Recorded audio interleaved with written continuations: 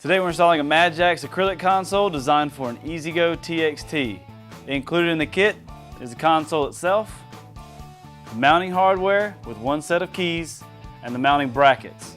To do this, we're going to use a 3/8 nut driver, a 10mm socket, a 10mm wrench, and a cordless drill. Now let's get started. To begin our acrylic console installation, we're going to take our mounting bracket and attach it to our front strut. We're going to do this with the 35mm hardware provided and insert it through the factory pre-drilled hole.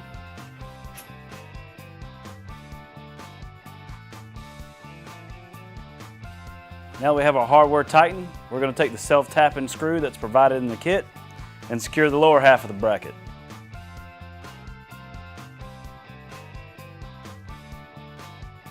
Now we repeat this process on the driver's side.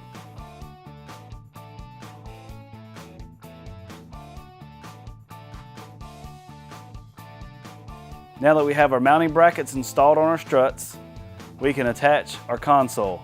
We have two options here. The first is a fastening tape that goes right on top of the brackets and on the bottom of the console for a quick and easy removal.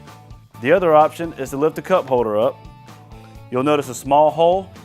Insert the bolt through the hole and tighten with the hardware.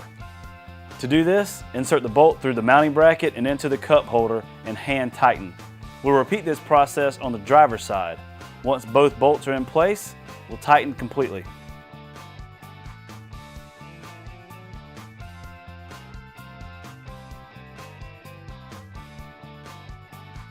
Now that our hardware is tightened, you're now finished installing your Madjax Acrylic Console designed for an E-Z-GO TXT.